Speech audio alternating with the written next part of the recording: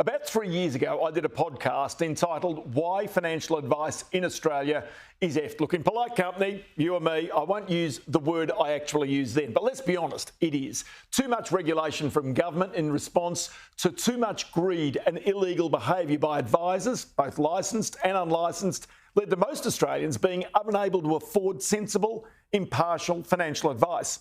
I felt entitled to take such a strong line, having been part of previous ASIC financial advice reviews and also having watched the industry emerge in the 1990s. Now, after the Royal Commission, banks fled their financial advice businesses, having compensated their customers billions of dollars for shoddy treatment and poor service. Other financial advisors left the industry, overburdened by red tape and the constant threat of heavy-handed compliance officers and regulators.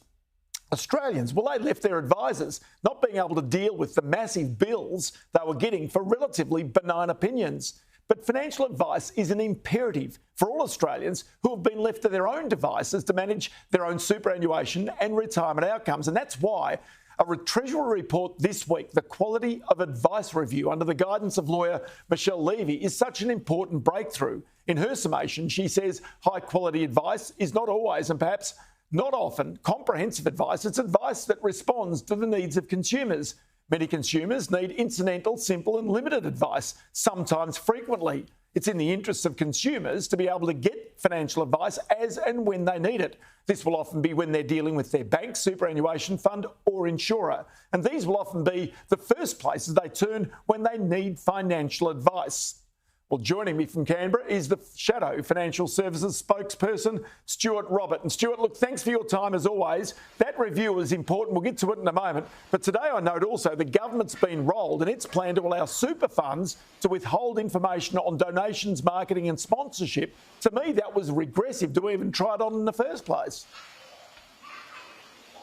It was ridiculous, Ross. Regulations were passed almost 2 years ago, which were all about transparency, that large super funds would have to report to their members, whose money it is, on exactly what they're spending members' money on. Are they supporting football boxes? Are they supporting football teams? Are they providing sponsorships and payments to other entities? Those regulations were passed for transparency. Labor's first move when they came in, was to eradicate that. Now, after 9 months, the entire parliament, except for Labor, has said no, and we've reversed that. Transparency is back. Members will now be able to see where their money's going, and I think everyone benefits when the sunlight comes in. OK, quick one there. Wasn't the grave fear that some of that money was incidentally finding its way into union coffers? That was the real concern. And, of course, that meant that the unions were able to then, in turn, prop up the Labor Party.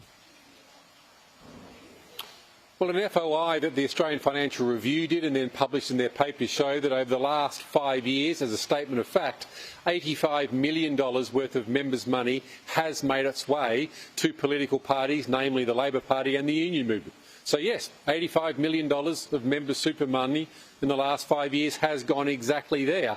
And of course, what Labor tried to do was hide that. Well, the transparency regime is back in. We'll all be able to see exactly where super money is going, and I think that great dose of disinfectant called sunlight and transparency will do us all a round of good. OK, let's go to the Quality of Advice Review, because it was under your government that the Royal Commission occurred, and clearly as a result the banks got out of financial advice largely. They thought that the risk was too great. So is this a way to try and bring more players back in to provide the advice that so many Australians need?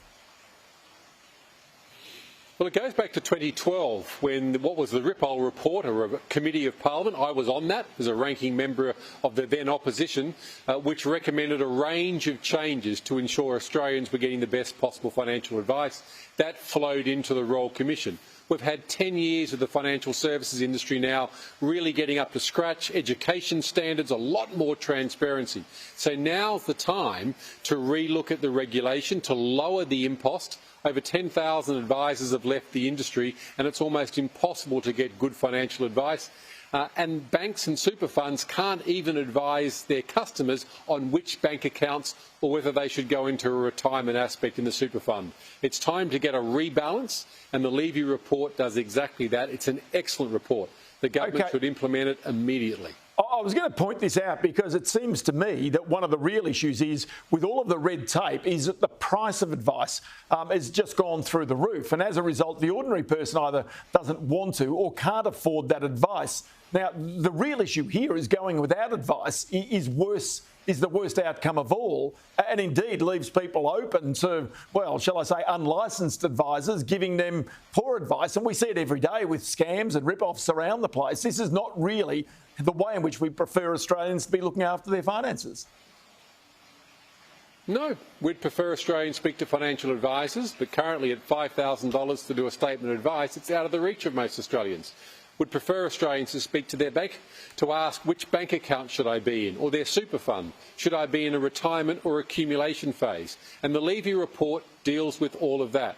If we don't do anything, Australians will go to Dr. Google or they'll go to ChatGPT and they'll say, where should I invest my money? And we'll have the worst of occasions. Let's get a proper financial regime now using an industry that has substantially reformed itself. And that's why I think we should implement the Levy review in full, and we should do it now. So, Stuart, do you get a sense that there will be some level of cooperation, bipartisanship between the government and the opposition on this report? Given the fact you're endorsing it fully, do you imagine that the government will have a similar view, or do you think that they might be seeking to have industry superannuation funds in the future providing most of the advice for people, especially about their retirement? This is the most reviewed and the most considered report I've seen. Michelle Levy has done an amazing job. The degree to which he's consulted has been second to none, including with Commissioner Hayne from the Hayne Royal Commission. We've looked at the report. We're very satisfied with it. The opposition will provide every support for a quick passage through Parliament for the government.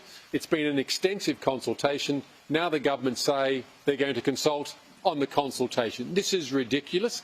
Implement it immediately. This won't go back to the bad old days of super and banks providing the only advice, but both of those institutions do need to advise their customers on their products.